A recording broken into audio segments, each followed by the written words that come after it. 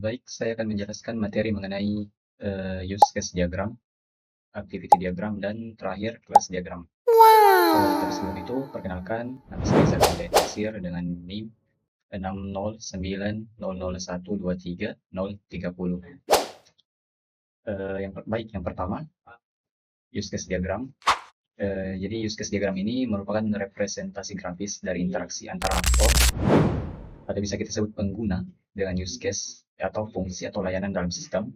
Jadi diagram ini tuh menyoroti kebutuhan fungsional dan bagaimana sistem itu memberikan nilai kepada seorang aktor. Jadi ada tiga elemen utama dalam diagram ini. Yang pertama itu aktor, kedua use case, dan terakhir itu hubungan.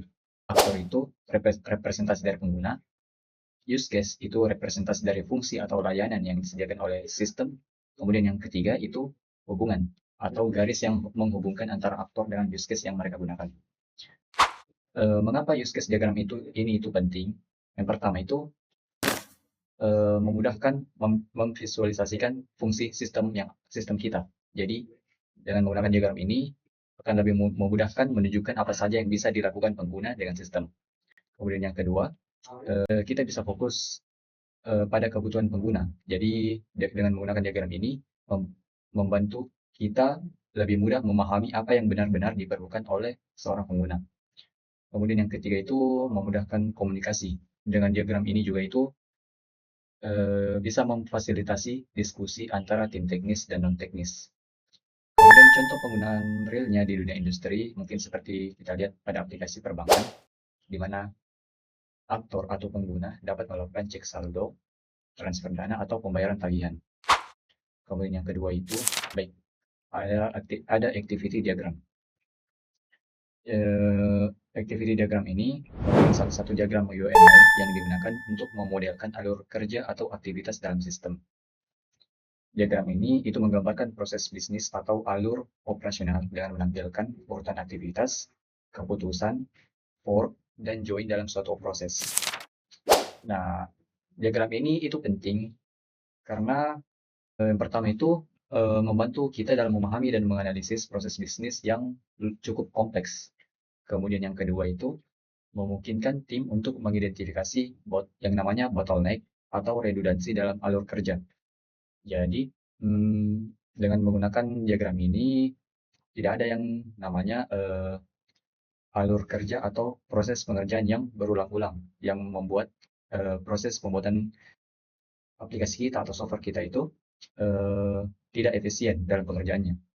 Kemudian yang ketiga, dapat membantu pengembang atau developer merancang sistem yang sesuai dengan alur proses yang diinginkan. Jadi pada proses pengembangannya itu eh,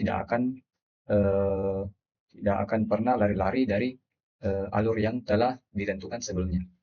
Kemudian contoh penggunaan realnya dalam dunia industri, mungkin kita bisa lihat pada aplikasi proses pengolahan klaim asuransi, di mana diagram ini membantu memodelkan langkah-langkah dari pengajuan klaim oleh nasabah hingga penyelesaian oleh perusahaan asuransi. Atau juga contohnya pada sistem pemesanan restoran, di mana menunjukkan alur mulai dari pelanggan melakukan reservasi, kemudian dikonfirmasi oleh pengguna, dan sampai hingga kedatangan pelanggan dalam restoran tersebut. Kemudian lanjut, kita masuk ke kelas diagram. Kelas diagram ini juga merupakan salah satu diagram UML yang menggambarkan struktur statis dari sistem dengan menampilkan kelas, atribut, metode, dan hubungan antara kelas seperti asosiasi, generalisasi, dan dependensi. Nah, diagram ini itu memodelkan elemen-elemen utama dalam sistem dan bagaimana mereka berinteraksi secara struktural. Adapun pentingnya menggunakan diagram kelas ini, kelas diagram. Yang pertama itu membantu kita dalam merancang struktur dan hubungan antara komponen sistem. Jadi ini sangat membantu ketika kita ingin merancang arsitektur dari sebuah sistem. Kemudian yang kedua itu memfasilitasi pemahaman tentang bagaimana data dan fungsi diorganisir dalam kode. Kemudian yang ketiga itu menjadi salah satu alat komunikasi yang efektif antara anggota tim developer atau pengembang mengenai struktur sistem. Adapun contoh real penggunanya dalam dunia industri, mungkin kita bisa lihat pada sistem ERP, di mana kelas diagram ini digunakan untuk memodelkan modul-modul seperti keuangan, inventaris, dan sumber daya manusia beserta interaksinya. Atau bisa juga aplikasi e-commerce, di mana kelas diagram ini menggambarkan kelas-kelas seperti produk, pelanggan, pesanan, dan keranjang belanja beserta hubungan antar mereka. Jadi kayak misalkan modul kelas-kelas produk, kelas produk, nanti bisa kita tentukan dari awal apa atributnya. Begitupun juga untuk kayak modul pelanggan, apa atributnya seperti nama, asal, alamat, mungkin kira-kira seperti itu. Kemudian terakhir itu perancangan database, di mana itu dengan menggunakan kelas diagram ini membantu kita dalam mendefinisikan tabel, kolom, dan relasi dalam database relasional. Mungkin kira-kira seperti itu. Terima kasih.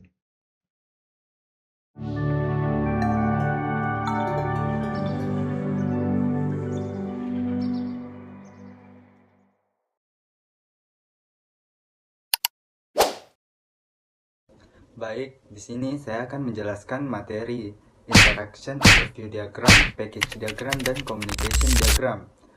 Nama saya Rahman Abedi Arif dengan NIM 090001233031. Jadi, Interaction Overview Diagram adalah jenis UML diagram yang dipakai untuk menggambarkan alur interaksi dalam sebuah sistem secara lebih sederhana dan terstruktur. Diagram ini menggabungkan beberapa jenis diagram interaksi seperti Activity Sequence Timing dan Communication Diagram.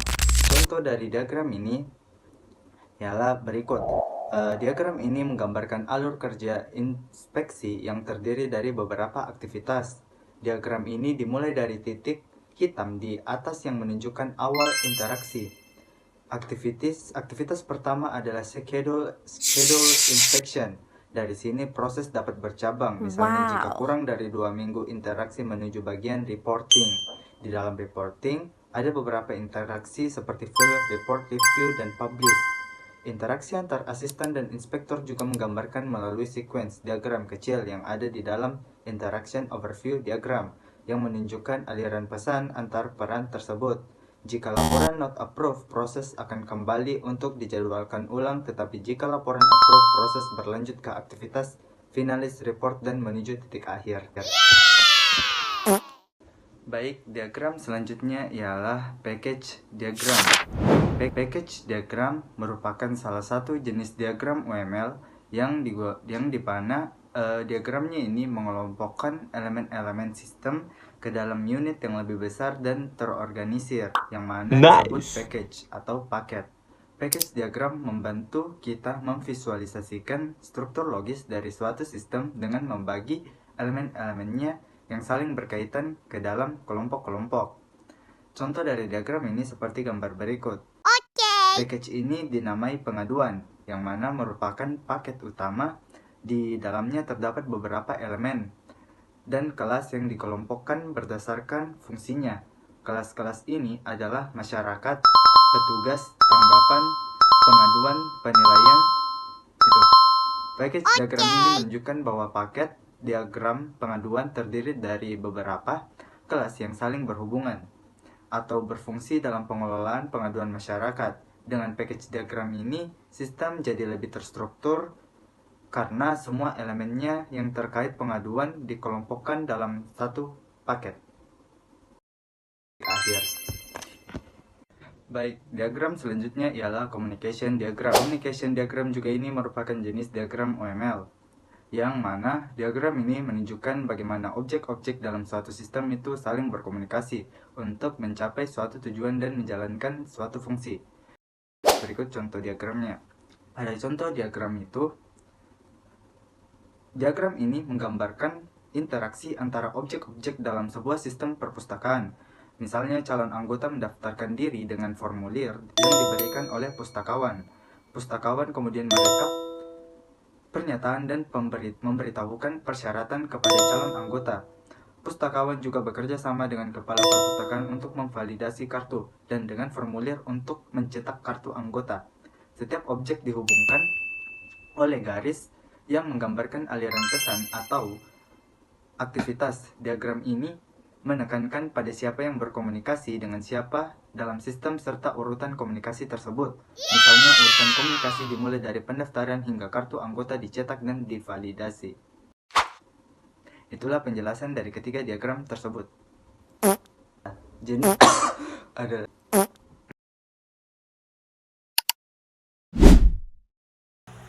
Assalamualaikum warahmatullahi wabarakatuh.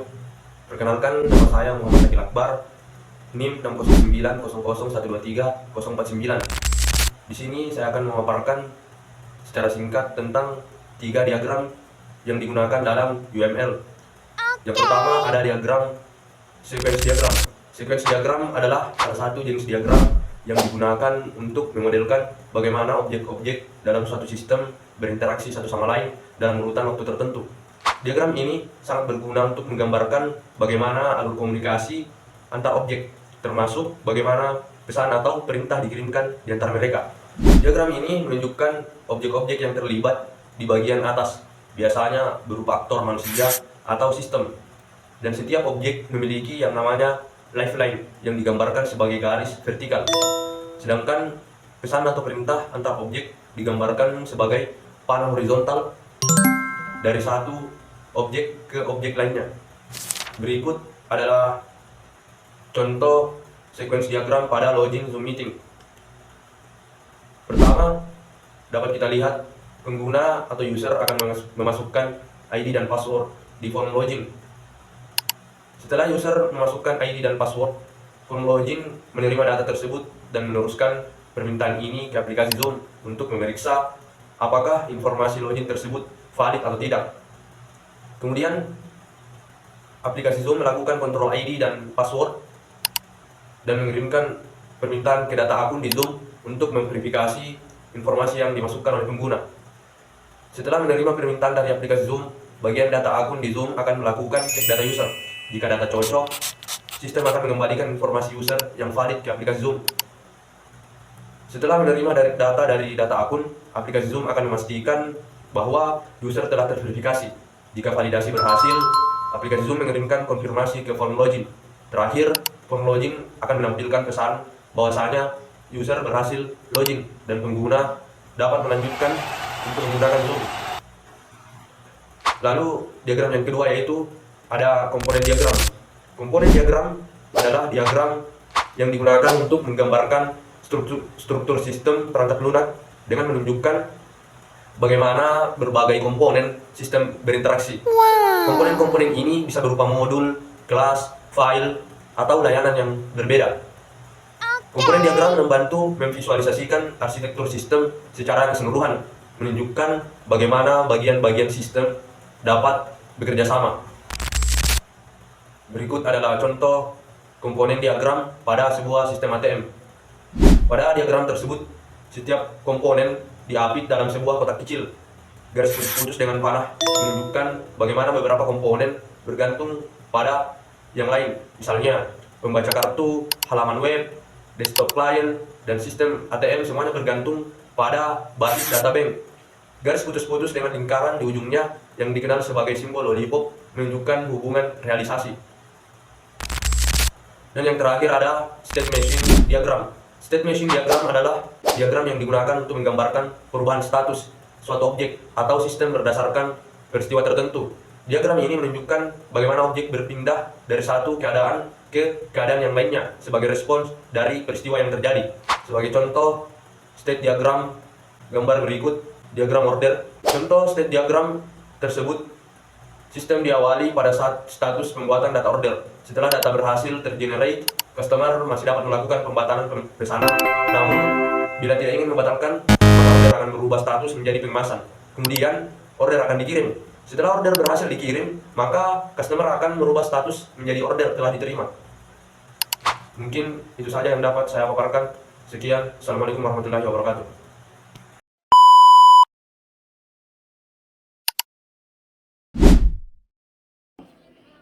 Baik, di sini saya akan menjelaskan mengenai data flow diagram atau yang biasa disebut dengan DFD. Perkenalkan, nama saya Anastasia Indriani dengan NIM 60900123039. BFD atau Data Flow Diagram merupakan suatu diagram yang menggambarkan aliran data pada satu atau beberapa proses yang ada pada sistem informasi yang akan dibangun. Data flow diagram ini biasanya digunakan pada pemmodelan fase awal, yaitu fase analisis maupun perancangan. DFD ini paling cocok ketika kita menggunakan pemodelan yang bersifat struktur. Yang selanjutnya adalah elemen-elemen yang ada pada DFD. Yang pertama itu ada yang namanya terminator. Terminator ini dilambangkan dengan bentuk persegi panjang. Ini untuk menggambarkan pihak-pihak yang berinteraksi dengan sistem. Dan yang kedua ada yang namanya data flow. Data flow ini digambarkan dengan garis panah memanjang. Ini untuk menggambarkan aliran yang bisa menghubungkan antara terminator, data flow, proses, dan juga storage. Yang ketiga ada yang namanya proses. Proses ini dia digambarkan dengan bentuk bulat. Ini untuk menggambarkan proses. Yang keempat ada yang namanya storage.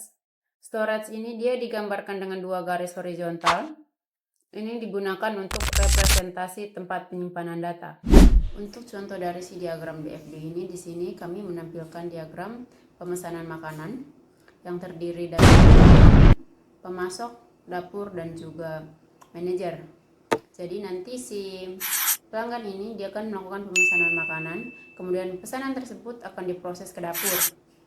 Jadi setelah dibuatkan pesanannya oleh dapur, nah akan dikembalikan lagi ke si pemesan tersebut. Nah, ada juga tentang yang kedua ini pemasok dan juga manajer. Jadi pemasok ini dia yang menyediakan bahan makanan, kemudian ada yang namanya laporan yang masuk ke manajer tersebut tentang masak makanan tersebut. Nanti akan diberi persetujuan oleh si manajer tersebut, baru dikembalikan lagi ke pemasok. Terima kasih.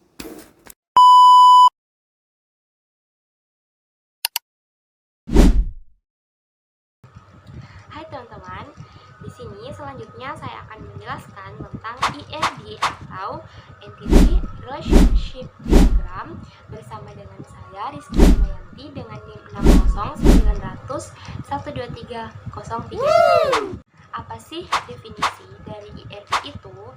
Jadi ERD atau Entity Relationship Diagram adalah suatu bentuk diagram yang menjelaskan hubungan antara objek-objek data yang mempunyai hubungan antar relasi, atau bisa dikatakan sebagai objek visual untuk merancang atau memahami hubungan antara objek data dalam database. Nah, selanjutnya ada tahapan yang harus dilalui untuk merancang ERD ini. Yang pertama ada menentukan entity, menentukan atribut, mengidentifikasi relasi, dan mengidentifikasi kardinalitas. Nah, yang pertama itu adalah menentukan entitas. Lalu, apa sih entitas itu?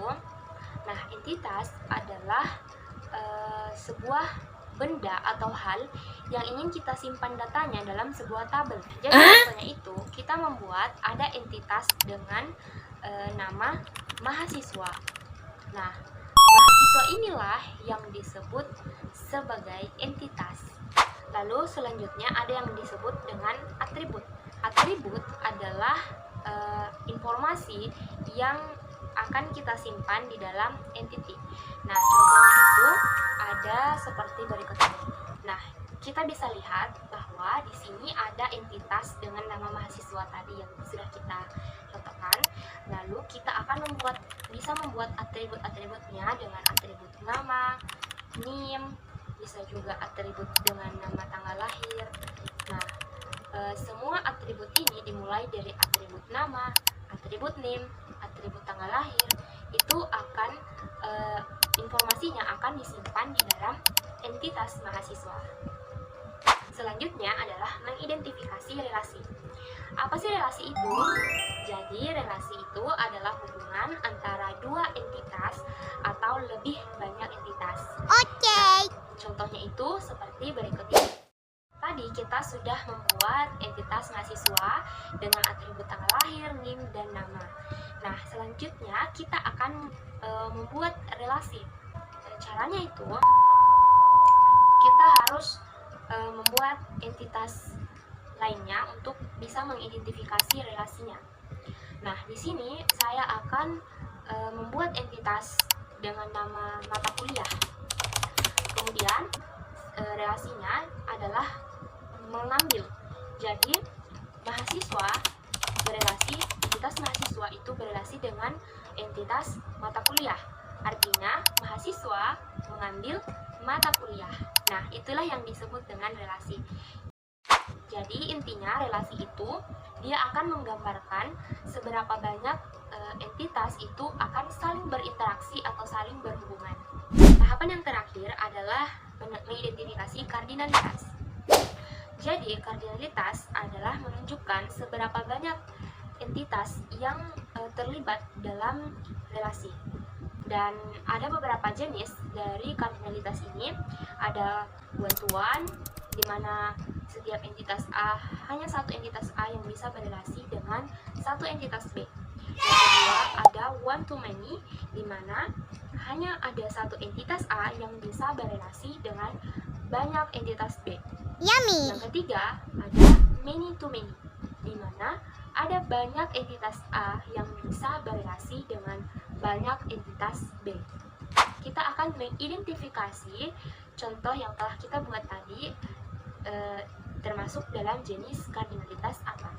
Banyak mahasiswa itu bisa mengambil banyak mata kuliah, dan begitu pun sebaliknya. Ada banyak mata kuliah yang bisa diambil oleh banyak mahasiswa. Jadi jenis kardinalitasnya adalah many to many. Nah, itulah tadi penjelasan tentang materi IRD atau Entity Relationship. Sekian dari saya.